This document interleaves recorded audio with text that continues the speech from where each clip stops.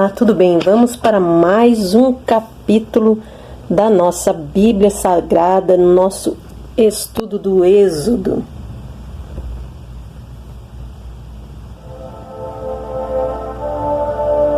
Capítulo 21. São estes os estatutos que lhes proporás. Se comprares um escravo hebreu, 6 anos servirá, mas ao 7º sairá forro, de graça. Se entrou solteiro, sozinho sairá. Se era homem casado, com ele sairá sua mulher. Bom, aqui na verdade ele estava dizendo isso porque era uma lei deles onde nenhum hebreu poderia ser vendido como escravo, a não ser que fosse um ladrão, né? Ou então muito pobre. Ele seria então vendido por 6 anos, né? E no ano sabático então ele era libertado. Se ele fosse vendido no 3º ano, ele serviria então somente 3 anos. Como assim, pastor? Eu não entendi. Vamos dizer que eu emprestei um dinheiro a você e você ficou de me pagar, né? E você tem 7 anos para pagar. Passado isso, quando chegasse depois no 7º ano, esse ano era considerado então o ano sabático, e esse ano então estariam quitadas as tuas dívidas, né? Então, mas vamos dizer assim que você está me devendo e falta apenas 2 anos para encerrar o ano sabático. Da mesma maneira, você vai pagar somente os 2 anos, e no 7º ano, né, no ano sabático registrado em Israel, então você estaria livre daquela dívida, né? Qualquer dúvida que você tiver, você também pode entrar em contato conosco. Vai aparecer aí na sua tela o número, né, da IEGEC, da Igreja Evangélica Jesus Cristo, para você quiser tirar a sua dúvida, se tiver alguma pergunta a fazer, você tem aí disponível esse número. Mas vamos continuar a leitura. Se o seu senhor lhe der mulher, e ela der à luz filhos e filhas, a mulher e os seus filhos serão do seu senhor, e ele sairá sozinho.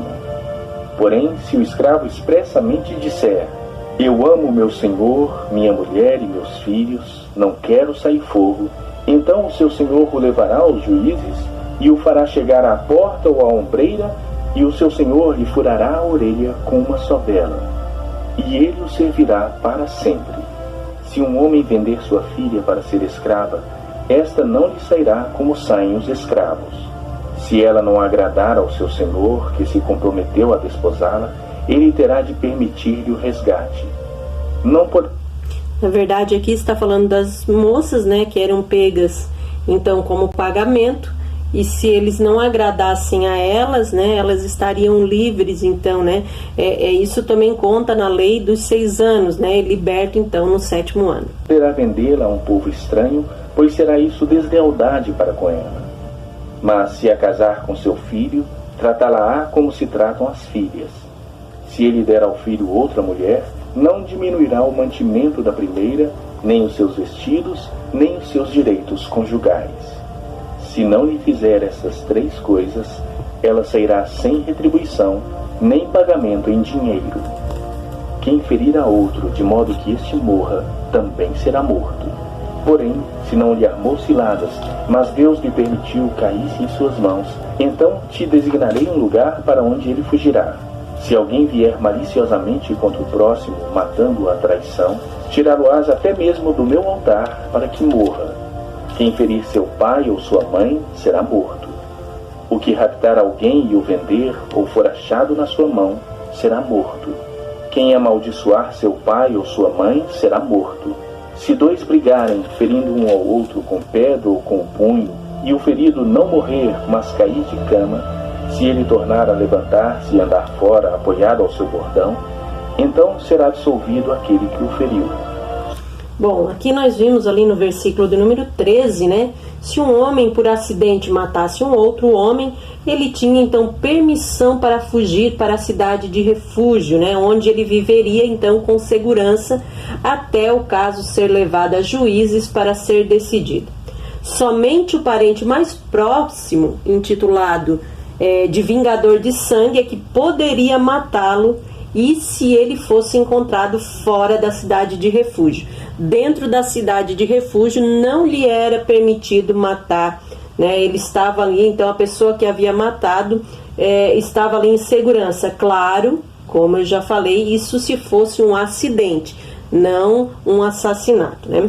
Nós vemos também ali do versículo 12 ao 17, se você quiser anotar aí no seu caderno, né? Fica a seu critério. 4 crimes que tinham sentença de morte. E quais eram esses 4 crimes que já levavam a sentença de morte? Bom, o primeiro era o homicídio premeditado.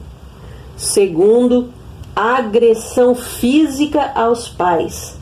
Terceiro, amaldiçoar ou ofender os pais. Veja, irmãos, aqui eu quero abrir um parênteses. Se fosse nos dias de hoje, olha que ou nós teríamos melhorado muito, ou a população seria bem menor, não é verdade? Bom, sequestro de pessoas. Infelizmente, nós vemos que os padrões morais, né, da humanidade, eles estão tão, como vamos dizer, negligenciados, porque se nós aplicássemos somente esses 4 crimes aqui com sentença de morte, eu creio que o mundo estaria muito melhor, né? São coisas que hoje são feitas e não se há uma justiça, mas claro, nada passa despercebido aos olhos de Deus, e a justiça vem do próprio Deus. Mais cedo ou mais tarde, o que plantarmos, certamente colheremos. Somente lhe pagará o tempo que perdeu e o fará curar-se totalmente. Se alguém ferir com bordão o seu escravo ou a sua escrava, e o ferido morrer debaixo da sua mão, será punido. Porém, se ele sobreviver por 1 ou 2 dias, não será punido, porque é dinheiro seu. Se homens brigarem e ferirem mulher grávida, e forem causa de que aborte, porém sem maior dano, aquele que feriu será obrigado a indenizar segundo o que lhe exigir o marido da mulher. Bom, aqui vem a tal famosa expressão olho por olho, né? Na verdade, aqui eles estavam dizendo, por exemplo, se um homem morresse numa briga, né, os dois estavam lá brigando e de repente o assassino, aquela pessoa que matou o assassino, né, eles estavam ali brigando, então o que aconteceria? O assassino também deveria morrer. Mas se de repente essa outra pessoa ficasse só ferida, ela não morresse, então aquele que feriu essa pessoa tinha que arcar com todas as despesas até essa outra pessoa estar totalmente curado, incluindo, né, o tempo que ele perdeu ou se perdeu o trabalho até ele conseguir um outro trabalho. Então, digamos que fosse nos dias de hoje e eu tivesse brigado com uma outra pessoa e essa pessoa ganhasse um salário mínimo e essa pessoa saísse ferida, eu teria que arcar então com todas as despesas médicas, com todas as despesas que essa pessoa teria, né, até se curar, e também eu deveria pagar o salário que ela ganharia se estivesse trabalhando em qualquer lugar, o valor do salário que ela ganhava por mês ou por dia, eu teria então que pagar esse mesmo valor para que ela pudesse se sustentar até estar totalmente curada. Uma lei que, como eu já falei, seria muito bom se fosse aplicado nos dias de hoje. Teríamos menos problemas, teríamos menos brigas, discussões, assassinatos, eu creio que a humanidade estaria melhor, mas infelizmente não é o que acontece. Mas vamos prosseguir. Pagará como os juízes lhe determinarem, mas se houver dano grave, então darás vida por vida, olho por olho, dente por dente, mão por mão, pé por pé, queimadura por queimadura, ferimento por ferimento, golpe por golpe. Se alguém ferir o olho do seu escravo ou o olho da sua escrava e o inutilizar, deixá-lo-á ir fogo por seu olho. E se com violência fizer cair um dente do seu escravo ou da sua escrava, deixá-lo-á ir fogo pelo seu dente. Se algum boi chifrar homem ou mulher que morra, o boi será apedrejado e não lhe comerão a carne, mas o dono do boi será absolvido. Mas se o boi dantes era dado a chifrar, e o seu dono era disso conhecedor e não o prendeu, e o boi matar homem ou mulher, o boi será apedrejado e também será morto o seu dono. Se lhe for exigido resgate, dará então como resgate da sua vida tudo o que lhe for exigido. Quer tenha chifrado um filho, quer tenha chifrado uma filha, esse julgamento lhe será aplicado.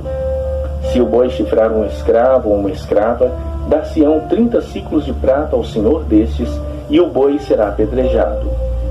Se alguém deixar aberta uma cova, ou se alguém cavar uma cova e não a tapar, e nela cair boi ou jumento, o dono da cova o pagará.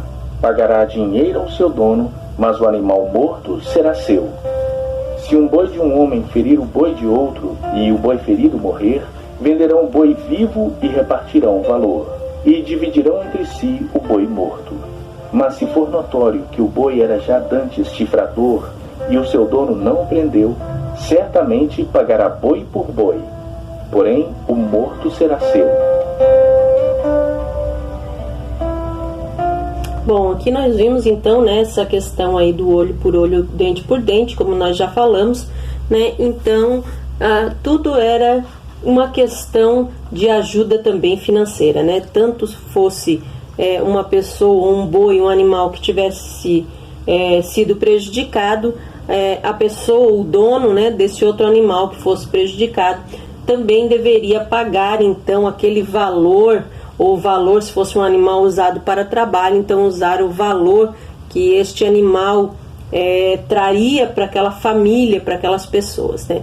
Claro que depois a gente vê em Jesus, ele muda toda esta lei, dizendo, né, que a gente, nos ensinando, na verdade, não somente dizendo, mas nos ensinando que quando nós não revidamos, nós se tornamos mais fortes, né?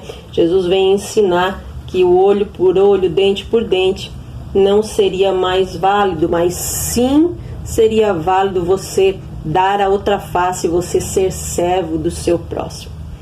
Então eu espero você na nossa próxima aula e no próximo capítulo. Deixa aí o seu joinha, né? Compartilhe se você puder, se inscreva no canal, porque nós vamos estar sempre postando novos vídeos para que você possa aprender um pouco mais da palavra do Senhor. Que Deus abençoe a sua casa, a sua vida, o seu ministério, a sua família, em nome de Jesus.